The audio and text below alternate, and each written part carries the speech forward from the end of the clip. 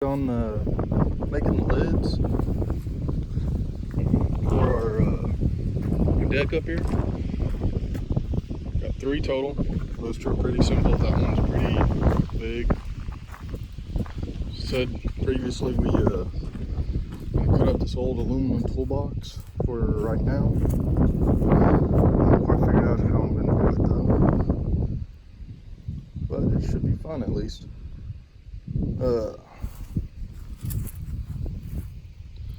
Might just cut this off here, because when you cut diamond plate you need to cut on the back side so you have a flat surface to go down. So we're going to see how this turns out. Unfortunately, I originally planned on using the lid, but it's kind of bent and warped, so see, yeah, you can see it. This part ain't too bad. We might so probably gonna use the sides and this back part. This back part's pretty flat. So, all right. This is Logan with Adventure Rig Outdoors. Right now we're getting the lids for our compartments ready. I cut up that toolbox. It's in, you'll see later in the video. I had some aluminum stringers kind of thing, some plate, just scrap aluminum I had. And after cutting it out the diamond plate and sanding it down so it doesn't have any rough edges, I drilled holes in the back here, so you can see. So to offer support, because this stuff is so thin that if I was to just put it up there, it would bend without any support. So put that on there. Just now I got this one, this side screwed in with the hinges and everything. See, it opens and closes rather nicely. Another scrap piece of aluminum I had there.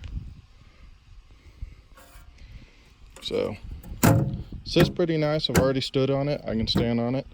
These are temporary for whenever we extend the deck. When we extend the deck, we're going to lay plywood over here so we can do the proper hatch lids. So temporary, but it's still a good temporary fix. I did mess up when I installed my console. Not sure if that's in the other video. I wasn't paying attention to how long the screws I had, and I punched through the gel coat here. So I gotta grind these down, fill in that hole. Notice a few spots where I didn't get it glassed properly, so I gotta fill that in. Big problem we ran into is the jack plate. Unfortunately, the jack plate does not line up with the mounting brackets on the motor I have. Sucks. It's what it is though, so I can't use a jack plate without a whole lot of modification, so I'm just not going to use it right now. One thing, although I will use these for a temporary clamp, they're not going to be permanent clamps. They're these 2 holes on each side. That's actually my mounting bracket. That's where my bolts will go through. So those, I have to move my dad's truck, hook my truck up, and back the trailer in. We will probably do that tomorrow. Right now we're getting that done, getting the, whatever you call it, done. The compartment lids. I have to go and get some dowel pins because I need to fill in these holes, because these holes don't line up either. You can see it sucks because I put a lot of effort into getting that jack plate on, but it's just the way it is. It didn't work out. The way I'm going to do these is going to flush these out with a drill bit, get them clean. I'm going to bring in a dowel pin, a round piece of wood that's 1/2 inch. I'm going to coat it real heavily with epoxy and stick it in there. But before I do that, I'm going to countersink this hole to a certain size.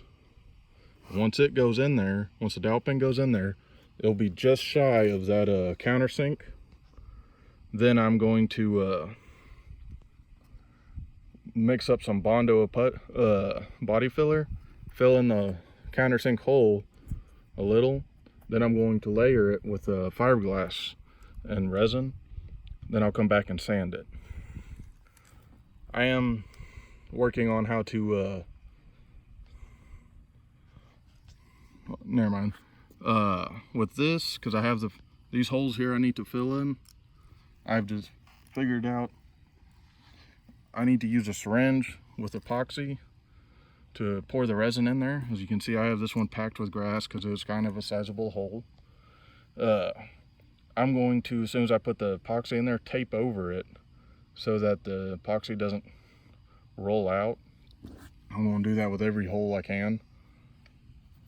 So, got more epoxying to do, but in truth, I'll get this motor hooked up here tomorrow, at least set on here to where I can get the holes set and drilled. Depending on where they line up, because I have this flat spot which I'm really beginning to hate, as I've showed you, because it screws up the back half. It should all be one, but it's not. So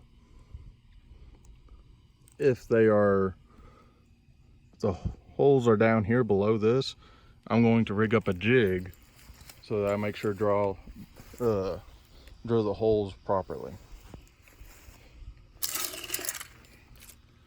So fortunately it was too wet the other day to do this, so we're going to get everything ready today. Get my compartments done. I'll get that motor holes drilled sometime tomorrow. I just hope I don't have to go and get a different bolts. So, all right. If you could, please like and subscribe. All right, so little update on our BayWalker project. I got all 3 hatch lids done. I used just some regular galvanized hinges for now. And on this big lid, I put 2 supports there. The smaller ones, I only used 1. As you can see, that one's got the same thing over there. Right now I'm figuring out where I'm going to put the trolling motor. It's probably going to be right there. I might put it on this side, don't know. One thing I will have to do is put a piece of plywood right here so I can actually mount the trolling motor to this, because of this step here. The trolling motor has to be all the way out to the edge so that it will actually go down and up. So get that done. I got the motor on, which is pretty good. I ended up using the winch up, and I got 2 bolts in on the bottom. These are not real permanent attachments, these screws. They're kind of just a quick thing. You can use them if you want, but I'm not going to. I'm using actual 3/8 bolts. Right now I've got 1 washer on the bolt head side, a washer, another flat washer on the thread side, a lock washer, and nylock nuts, so that there's 0 chance of it happening. I have to go get longer bolts because of this one up here is longer. Yeah, I have 4-inch bolts now. I'm going to get 6-inch. I have to get 2 more of those. One thing, if you'll notice, is that's the old bolt holes for the previous motor that was on here. Okay. What I did, I went in, cleaned out the hole, went with a bigger drill bit, and just did the edge of the hole, countersunk the edge of the hole. Then I bought a 1/2-inch dowel rod, cut it into 2-inch sections, and stuck it in there. After I soaked it in what do you call it? Resin, epoxy resin. So they're in there, they're stuck. They've been in there for 3 days now. I need to go get some body filler. I ran out, and all the other body filler I have here at the house is not is hardened up, so I can't use it. I'm gonna fill in some body filler there, and not sure. I'm probably gonna put a little piece of fiberglass over it, not a very big piece. So that'll be done. I went ahead and put another sheet of folded over fiberglass on that. I just want it to be strong. I know that this actual fiberglass shell of the boat is only 1/2 inch thick, if that, maybe 3/8. So it's actually kind of see-through if the sun hits it right. So it's much darker here than it was. I went through and filled in all these holes with the epoxy resin. Didn't work out too well, but so I'm going to come back with that marine grade Pookie and fill it all in with that before I do anything. I will be putting the drain plug in today, more than likely. So I have to come back and sand all this stuff off down here. You'll notice I put a lot more tape down this time than I did any other time, because I was tired of that. Tired of sanding. So over here, when I installed the console, I shot a couple screws through the bracing. Unfortunately, they poked out through the gel coat. As you can see, there's one that's visible. So I sanded those down, and I put a fiberglass over them and resined them in. That's this little spot up there. Showed you in my last video. It's covered now, so unfortunately I have to get the heat gun and a scraper out to finish getting this tape off. So I will have to redo this trailer. The bunks I can leave for right now, but that middle, you can see that washer there is already starting to dig into my gel coat. That's got to be replaced the next time I take this out. So right now I'm having not really an issue. I haven't really dealt with it yet. So I got zoomed in.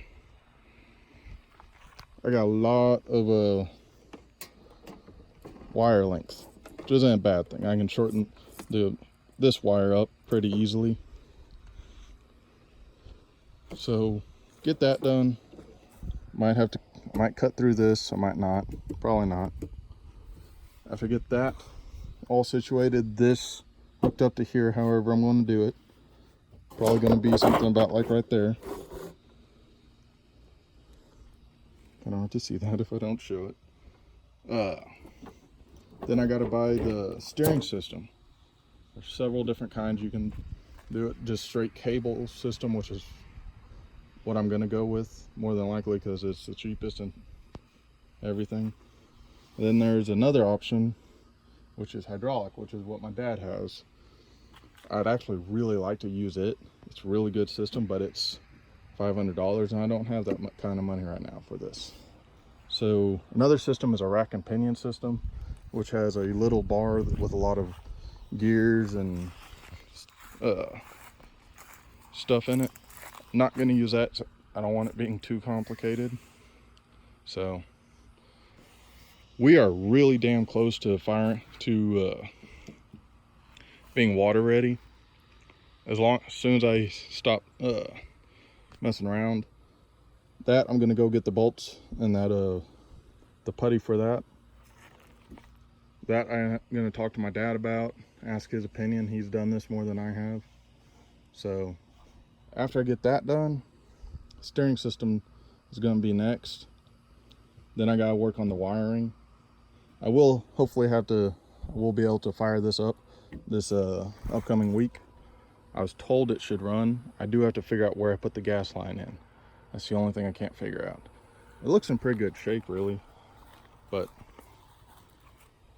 you never know with people. So, fortunately, I won't be able to work on this every day anymore. I need to find a job shortly. So, all right. One thing I can't wait to do, since I won't be working on it every day, is untarping this. So tired of all these leaves, as you can see them all. So it's working out pretty good. Really happy with my boat. So, all right. If you could, like and subscribe.